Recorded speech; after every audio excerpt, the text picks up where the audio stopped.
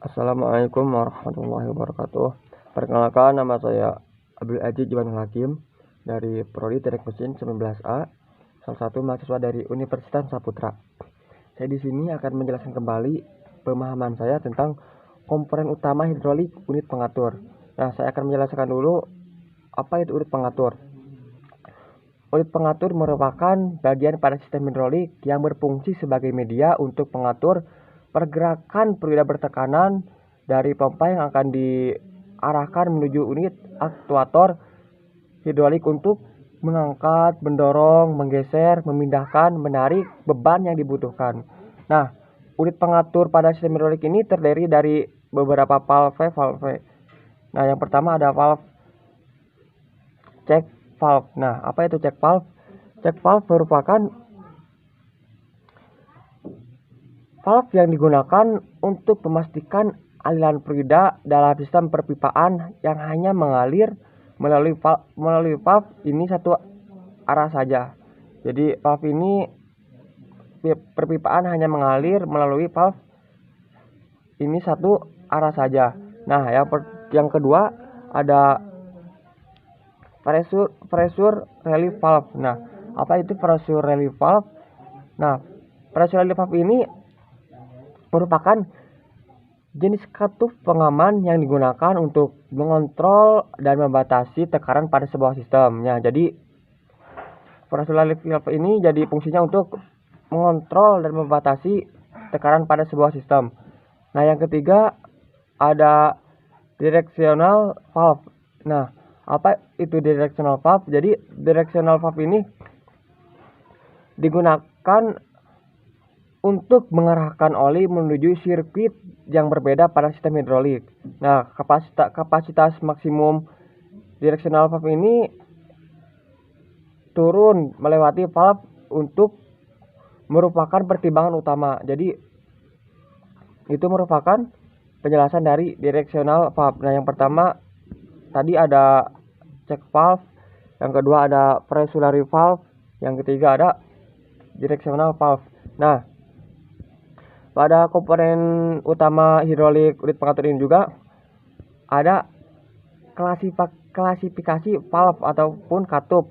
Nah, yang pertama ada klasifikasi valve katup konstruksi. Yang pertama ada poppet valve. Nah, poppet valve ini katup jenis yang dilengkapi dengan dudukan dan poppet. Nah, poppet valve ini bisa berbentuk bola, konis dan lain-lain.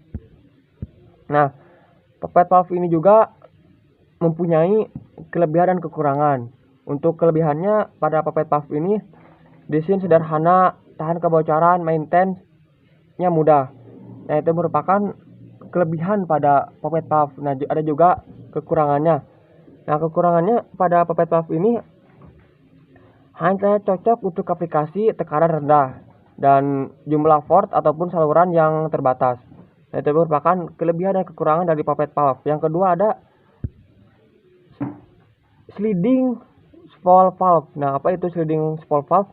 Nah, sleeve dilengkapi dengan spool dan sleeve dapat bergerak aksial. Untuk sleeve spool valve ini juga ada kelebihan dan kekurangannya, sama seperti tadi poppet valve. Nah, untuk sliding spool valve ini juga kelebihannya, yang pertama jumlah portnya lebih banyak, terus kemampuan kontrol yang baik. Itu untuk kelebihannya. Dan untuk kekurangannya, harganya relatif mahal dan rentan dengan kebocoran. Nah, itu merupakan dari kekurangan dan kelebihan sliding spool valve. Ada juga klasifikasi valve fungsi. Nah, yang tadi konstruksi, yang sekarang fungsi. Yang pertama ada katup valve kontrol arah ataupun directional valve. Nah, directional valve ini merupakan katup yang berfungsi untuk menggerakkan fluida bertekanan sesuai penggerakan yang dibutuhkan pada saat silinder hidrolik. Dan directional valve ini digunakan untuk mengontrol start dan stop dan perubahan arah aliran fluida yang mengarah ke silinder hidrolik.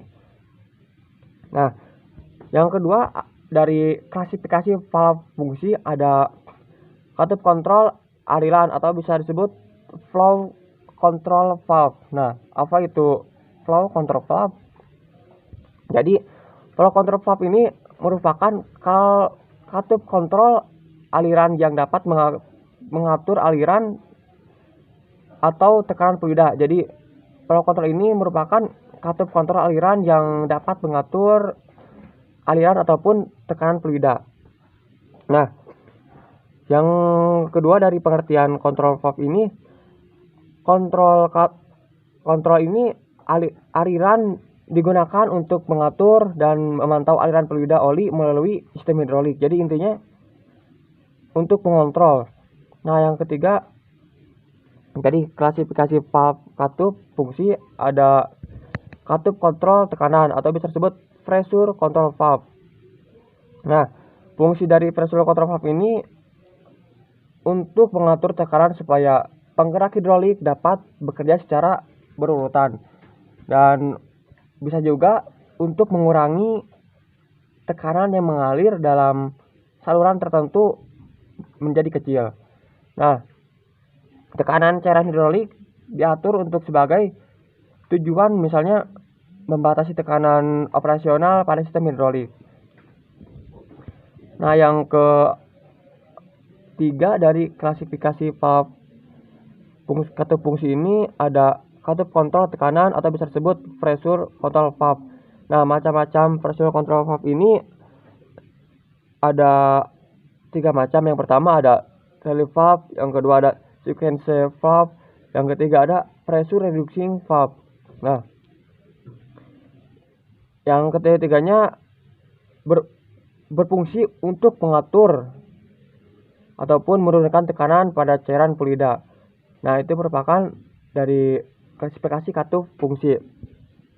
Ada juga klasifikasi valve katup dari metode aktuasi. Nah, yang ketiga ini klasifikasi valve katup aktuasi. Yang pertama ada solenoid. Nah, apa itu solenoid? Solenoid merupakan katup yang dikendalikan dengan arus listrik baik AC maupun DC melalui kumparan ataupun solenoida. Nah, solenoid ini merupakan elemen kontrol yang paling sering digunakan dalam sistem fluida untuk mengendalikan kinerjanya valve hidrolik, contohnya pada directional valve. Jadi, solenoid ini merupakan katup yang dikendalikan dengan arus listrik baik itu AC ataupun DC melalui kumparan solenoida. Nah, yang selanjutnya ada yang kedua dari klasifikasi katup metode aktuasi adalah yang mekanis. Nah, yang mekanis ini ada beberapa poin. Yang pertama operasi manual, yang kedua tombol, yang ketiga operasi tuas, yang keempat pedal kaki, terus pegas, dan operasi oil dan cam. Nah, itu merupakan penjelasan dari klasifikasi valve ataupun katup mode aktuasi. Nah, mungkin cuma itu yang bisa dapat sampaikan. Wassalamualaikum warahmatullahi wabarakatuh.